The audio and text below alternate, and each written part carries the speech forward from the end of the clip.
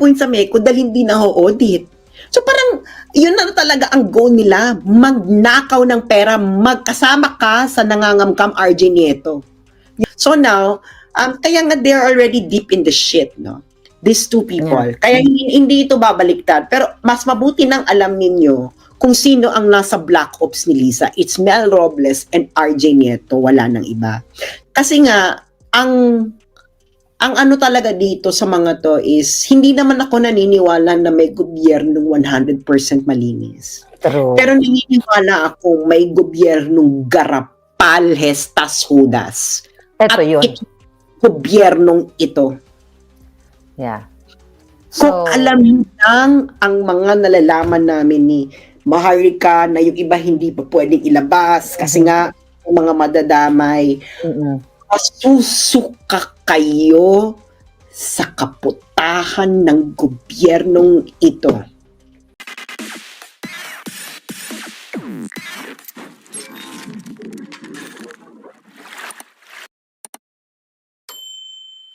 Oh, ito si RJ. Ikaw, RJ, oh.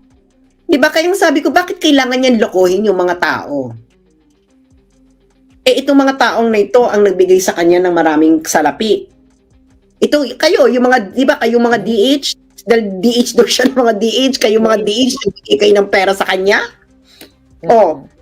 Tapos niloko niya kayo na tinanggihan daw niyang appointment para makapag-aral. Hindi po. Niloko niya talaga ng mga tao. Dinemand niya ang posisyon. Hindi inoffer sa kanya. Dinemand niya yon. At alam ko na rin na yung si Mel ay maa-appoint ng PCSO, wala pang eleksyon. Dahil yun na ang nakapangako. At kay RJ ang nakapangako, sabi niya na okay na kay Lisa at kay Martin Romualdez, ay Presidential Assistant on Political Affairs. Yun po ay demand. That is a return for what they did for the couple. Ngayon hindi niya nakuha, 'di ba? So anong naging what's this? 'Di ba sabi niya marami daw siyang naipon because of the blogging.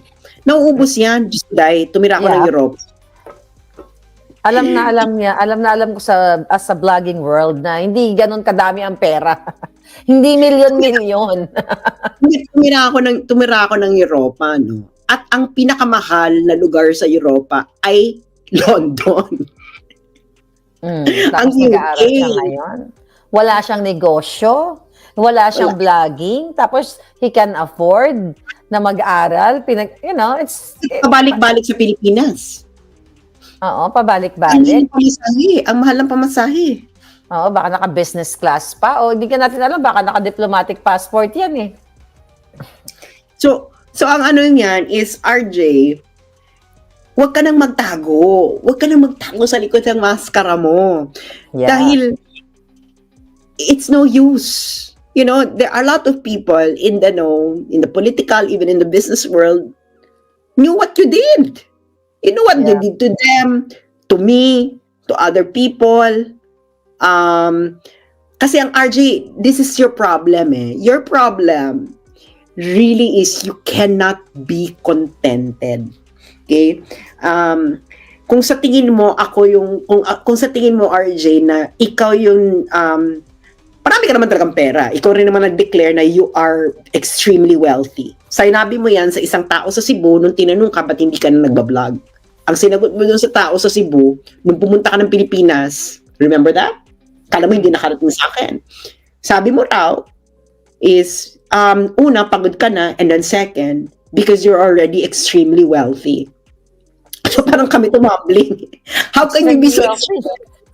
Ikaw ba naman yung manager mo na si Mel, maya-maya may pinapanalo sa loto. Pag extremely wealthy ka talaga.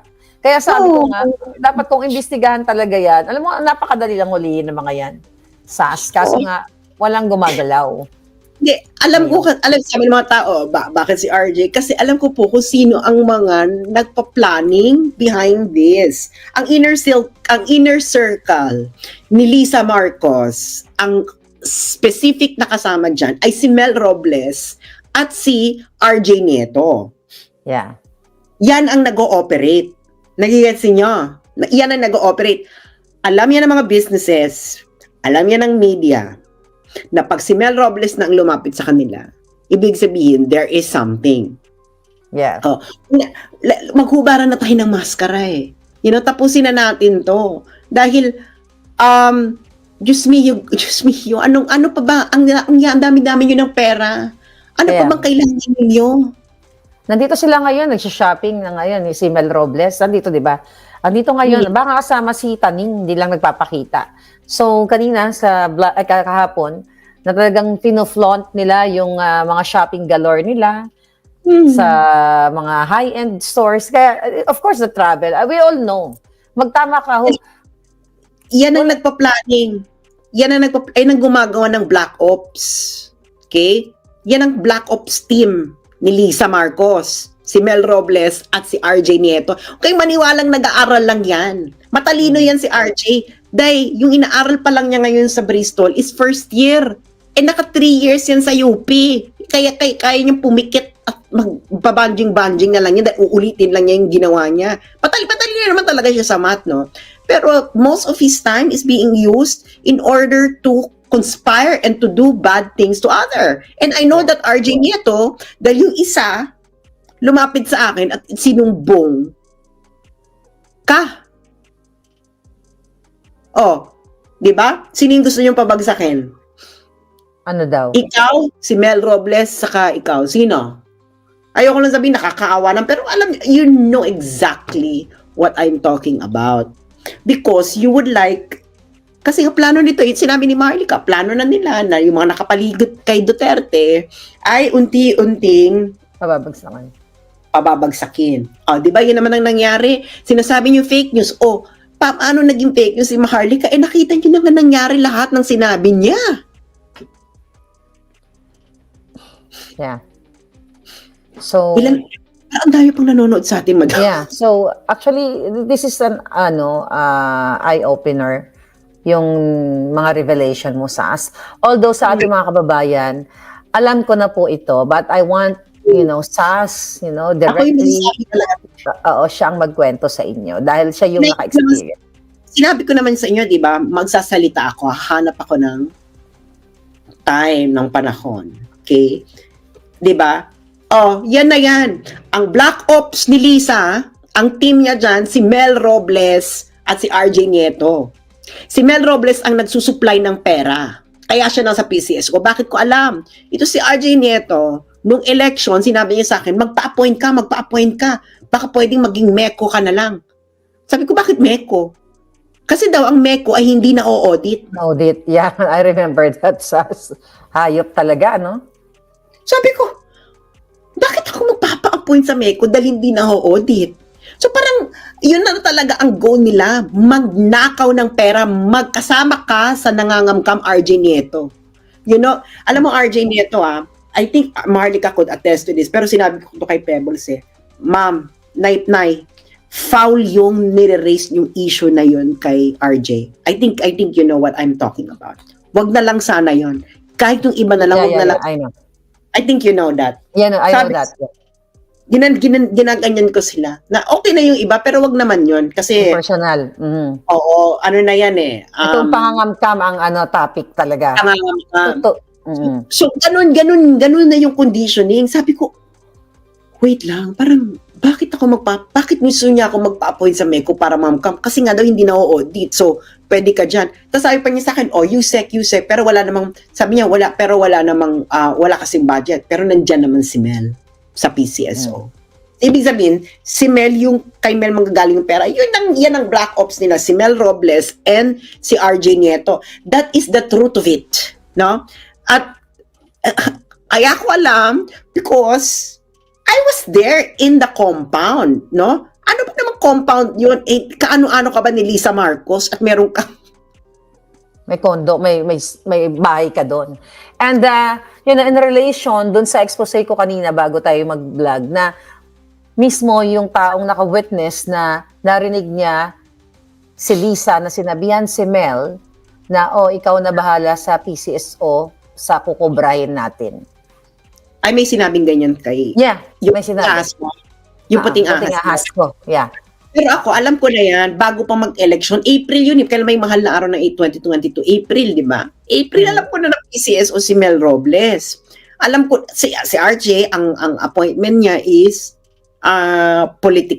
presidential assistant on political affairs. Dinemand niya yun. Hindi yan in-offer sa kanya, dinemand yan ni RJ Nieto. So now, kaya nga they're already deep in the shit, no? These two people. Yeah. Kaya hindi ito babaliktad. Pero mas mabuti nang alam ninyo kung sino ang nasa Black Ops ni Lisa. It's Mel Robles and RJ Nieto. Wala nang iba. So, ako naman, you know what? Ang nanay ko kasi sabi niya sa akin, kung tama ka, ipaglaban mo. Wag mo na kami, parang, alam mo yan, parang, just do it. Parang, just do it. Kasi nga, ang ano talaga dito sa mga to is, hindi naman ako naniniwala na may gobyernong 100% malinis. True. Pero naniniwala ako may gobyernong garapal, hestas, hudas. Ito yun. Gobyernong ito. Yeah. So, alam lang ang mga nalalaman namin ni Maharlika na yung iba hindi pa pwedeng ilabas kasi nga yung mga madadamay. Masusuka kayo sa kaputahan ng gobyernong ito. Yeah. Kaya nga naman, every single day, talagang emotional din ako at galit na ako dahil kung pwede nga lang natin maikwento lahat yung iba pa. But in due time, so nakakaawa kasi like you, ako, umasa, dun sa mga pangakong babangon and earlier, narinig mo na kumuha na doon ka sa pwestong ganito kasi hindi na o-audit. So it's not for the people yung sinuporta na. It's budol talaga. It's the same thing nung nagalit ako nung nalaman, nandoon ka yung na kumakain tayo, masarap kinakain natin, na supporters ni Tubig, wala man lang ibinigay sila. So doon ko unang naramdaman na parang ano to, hindi ito yung gobyerno na sinusuportahan ko. Ang sakit-sakit dahil yung mga taong sumusuporta sa kanila, mga matatandang loyalista na, ang tagal pinangarap na magkaroon ng Marcos na governance na magbi-build ng mga infrastructures like katulad ng ginawa ng Marcos Sr. Pero wala, kumbaga hindi pa umuupo, ang plano talaga nila is pagninegosyo o pangangamkam nga. At ikaw yun, ikaw ang witness na buhay, narinig mo mismo, and you were there. Yeah, I was there. Very powerful statement, Saz. I was there. Alam ni Maharlika itong kwentong to 2022 pa lang. Kaya nga itong si Maharlika, alam mo Maharlika, nakakarating sa akin yung sinasabi mo kay Nay Pebbles na uy, si Saz nandiyan pa sa Pilipinas, baka tamnan niya ng kaso, baka tamnan ng droga. Nag-aalala talaga ako sa inyo. Nag-aalala ako, alam mo yan, di ba? Nag-aalala ako kasi may intention is ayoko naman siguro pa Saz iangat yung bangko ko. Nagkakilala naman tayo, nag-uusap naman tayo. Ikaw ang makakaramdam niya na kahit si Mother Pebbles, concerned talaga ako sa inyo. Even short lang yung pagsasama natin kasi naramdaman ko rin yung sincerity nyo, not only yung friendship, but yung sincerity nyo para sa taong bayan. Yeah. That's why... Kita niyo yung pakikipagbardagulan namin kay Lenin yun, hindi ito ginawa ng kampo ni Lenny, ha? Tinanggal ang buong account ko.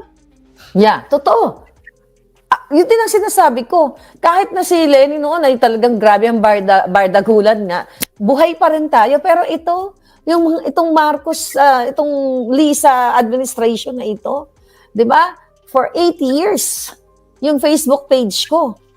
Ngayon lang nila na pinatay, kumbaga. Ginurgur nga nila yung Facebook page ko. And the fact na supporter nila ako since 2016 sa kanilang laban, electoral protest, ito yung ganti nila. Kasi totoo to eh. Hindi nila kayang harapin yung mga, hindi lang to akusasyon, yung mga ine-expose natin na ginagawa nila sa likod ng camera, sa likod ng kanilang mga drama na sila ay, mga photo ops na para sila sa Pilipino. Ito yung kwento natin na dapat talaga na I'm grateful also na isinyear mo sa ating mga viewers. Sabi ko na nga di ba? Kahit patayin nila tayo sa social media para tayong tubig sa falls na tuloy-tuloy ang agos. And now we're like reaching across social media, 17,000 viewers na hindi nare-reach ni Marcos Jr. sa kanyang live. Ano to, ang masasabi ko lang is, the idea is already out there. Ako, sabi ko nga na I already did everything that I wanted to do. Yung mga ideas ko, no? Alam niyo naman kung ano yung mga sinusulat ko, kung ano yung mga topic. Ayoko kasi sabihin dahil I don't want Maharlika's platform Thank you, to be used for something na hindi naman ang pinag-usapan na kung pareho kami na ano. But you know everything that I wrote, you know what I did in the last 6 years, kung ano yung pinaglalaban ko, at nakita ninyo na kung si Maharlika consistent sa electoral reform, you know my consistency on another issue. Yeah, in foreign policy. Sa inyo, kung gusto lang namin maging extremely wealthy, katulad mo, RJ Nieto, ginaya ka namin. Ikaw na rin nagsabi. Ikaw na rin nagsabi, RJ Nieto, noong December 2019. Nung pinilit mo akong bumalik mag-vlog, kasi nag-ano ako noon nag-deactivate ako noon dahil ngayon yung nilulusob ako ng mga followers ko. Ayun yung sa may toilet issue ng trans. Petty issue. Yeah. Nag-deactivate ako. And then sinabi niya sa akin, bumalik ka dahil kailangan ka sa social media dahil si Digong binabangga si Ayala at si Pangilinan tungkol dun sa tubig. And then I went back for that. And I thought you are that kind of person. RJ Nieto. Ray Joseph Pengson Nieto. Yeah. I thought that you're that kind of person. Ikaw yung pumalik tapos nag-post ka pa. Basahin nyo yung post niya nun. Ang title ng post niya, Salamat Marinsas. Tapos pag nakalagay pa niya doon na kami daw dalawa is sabi mo pa na tayong dalawa nga kung nakikita nating mali yung isa't isa, nagsasawayan tayo, paano pa kaya yung iba? At sinabi mo pa, RJ, ganito ha, kung we only played our cards well, we, both of us, could have been multimillionaires. And I think malinaw naman kung sino ang multimillionaire. Yeah. Kung sino ang, I'm not gonna say na I'm really poor, no, but I'm not rich. I am someone who lived, a day-to-day existence, no? Okay ako, hindi ako yung nagugutom sa isang araw, no? Pero I'm not a multimillionaire. I'm not even a thousandaire or whatever. Yeah. So, actually, pinili yung cards niya. Yung card niya ng bonggang-bongga. Binenta niya na ngayong kaluluwa niya. Siya na nagsabi. Siya na nagsabi, di ba? Na if we only played our cards well sa social media, we could have been multimillionaires. Si Maharlika may utang sa credit card. Of course, hindi siya multimillionaire. Ako sila na nagsasabi na wala akong pera, na pulubi lang ako, na ganyan. Sila, sa kanila na mismo nagsasabi yan. So, sino yung multimillionaire? Okay. Sino? Ikaw yan, RJ, saka si Mel Robles. Kayong dalawa, ang black ops ni Lisa Marcos. Alam yan ng mainstream media, alam yan ng mga businessman, lahat ng gustong sirain ni Lisa Marcos, kayo ang ops. Yeah. Silang dalawa. And millionaire sila dahil sa pera ninyo, mga kababayan. Sa pera nating lahat. Taxpayers money. And I hope, we're still, hoping na talagang maimbestigahan ito itong mga revelasyon natin. Diba? Sana hindi ito i-ignore. Actually, mahaba pa yung investigasyon Siguro speak up day na lang. Gumawa na ng paraan, wag na, mahaba itong investigasyon kasi nahawak nila ang Hawak nila lahat. Ang ano ko lang is magmasid-masid kayo sa nangyayari sa Pilipinas, 'di ba? Na bakit dumadami ang addict, ba't bumaba ang presyo ng shabu, na bumaba ang presyo sa shabu na kasing presyo na siya nung panahon ni Pinoy. From 5,000 daw per gramo naging 900 na lang. 'Di ba? Bakit Tumataas dumadami ang supply. Oo. Bakit, Overflowing. oo, bakit bakit nawala yung SMNI bigla? Bakit yung mga supporters ni Marcos ang pinapatumba? Bakit yung di ba nga dapat nga ang the best critic mo is yung mga supporters mo dahil sila honest sila. Pero nakita nyo ba yung mga kakamping pages pinatumba nila? Hindi. Dahil nga magkakasabwat na yan. Dahil sila ay merong 24/7 hour troll center. Pwede nyo puntahan. Alam niyo yung headquarters sa Mandaluyong, headquarters ni Bongbong. Puntahan nyo dyan. Nandiyan. At ang team leader pa nga ay ang inaanak ni Bongbong Marcos na Amerikano. Ang pangalan ay Nathan. So, pwede nilang puntahan dyan at magpaano sila. I-surveillance nila, yeah. May challenge you guys. Yung mga taga Mandaluyong, i-surveillance ninyo kung bakit lalabas-pasok yung mga trolls nila. Diba? Nag-duty, nag-opisina. Yan ang isa sa mga headquarters. Saka meron pa sa Cubao. Oh, diba? Yaan kayo. Diba? Na, kakaiba tong kasamaan ninyo parang sabog na sabog. Alam mo yun? Polvoronic nga eh. Well, yeah, polvoronic nga, Sas. Ginawa ba ito sa'yo ni Pinoy? Ikaw minura-mura mo nun si Pinoy. Ginawa ba niya ito sa'yo? Hindi, nakakauwi pa nga ako ng bonggang-bongga ng wala akong pag-aalinlangan. Hindi ginawa sa akin ni Pinoy yan. Kaya sabi ko, mas masahol pa to ang isinuportahan ko dun sa mga, kay Pinoy.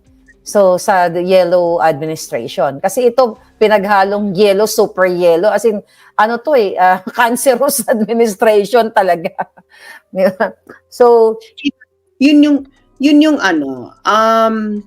ako talaga is niloko ninyo si Sara Duterte. Ginamit ninyo si Sara Duterte, and this is not going to my story to tell kung paano nangyari. Darating din tayo dyan. Pero ito lang masasabi ko, no? Hindi 100% malinis ang administrasyon ni Duterte. Ito si Maharlika, binoboljak niya yung mga kumukupit. Kahit pa ni Pangulong Duterte, binobolja ko yung mga tao niya. Kasi, hindi nga kasi tayo sarado, Sas. Kahit na sinuportahan ko si Pangulong Duterte, alam nyo yan, di ba? Ako, naimbita pa nga ako, na red carpet pa nga ako ni Bongo at saka ni Pangulong Duterte. Pero sa kabila nun, nanghamon pa nga ako ng gulos. Ano ko lang naman yon. Nanghamon pa ako sa kanila nung time na nagalit ako sa kanila dahil sinasabi ni Pangulong Duterte na si Bongbong Marcos, si Kuting, ay nagpupulburon. So doon ako talaga nagalit. But, in the end, tama pala si Pangulong Duterte. Kaya nga nire-redeem ko rin yung sarili ko na dahil ako ay naging instrumento sa pangbubudo like you. I'd like yung mga viewers natin na mga naging instrumento din na sinuportahan ang Marcos Jr. na ito. So, I think tinadhana tayo, Sas, na makapagbigay ng linaw, di ba? Hindi tinadhana tayo sa pag-ibig. Tinadhana tayo. I think, hindi ko naman kasi inaasahan na ganito ang mangyayari. Kasi syempre kutub-kutub lang yun nun eh. Na parang, baka naman, di ba, kutub-kutub lang tayo nun na ng Maharlika eh. Wala kami, the first time that I saw Maharlika ever in my life was during the meeting the Avance. At hi hello pa lang yun dahil busy kami, namimigay kami ng tubig, ang busy namin sa kung ano-ano. And parang sabi ko, what really happened, no? Ako naman, hindi ko alam kung naniniwala pa ako may konsensya yung ibang mga politiko eh. Pero, ito, ako masasabi ko lang, Inang, no? Yung nanay ko is 81 na. Ilang taon na lang yan. Alam mo, she never saw the Philippines change. Yeah. Yun yung malungkot. 81 years. Di ba na parang, may mga papuri siya nun kay Marcos kasi nga, talaga naman, ang inano talaga niya noon is yung mga infrastructure. Kasi before Marcos Senior daw talaga parang, Mm-mm. asan ba tayo? Na parang, ganyan. Pero yung gusto niyang makita yung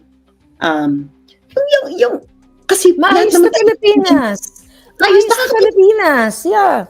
kahit maging Thailand man lang tayo or Vietnam, kahit hindi mo na maging Amerikano. Pero bakla parang Diyos mio. Tapos ngayon, ganun din. Parang Masahol ako pa. masahol ito. Masahol. Yun yung malungkot talaga, Sas. Sinasabi ko sa inyo, kung alam ninyo ang lahat ng nangyayari, is masusuka kayo. Pero ang alam ng namin ay yung mga dapat makaalam ay alam. Yeah. Darating naman tayo dyan. And hindi lang naman tayo, Sas, ang talagang willing to speak up. At this point in time, tayo yung frontliner in terms of speaking up, giving awareness sa taong bayan. And I believe, in due time, magsasalta din yung mga taong mismong nandiyan na naka-witness ng kababuyan ni Liza at ni Marcos Jr. So, ayun na nga, ano niya, this is, pero yun na nga, power and money really revealed who they really are.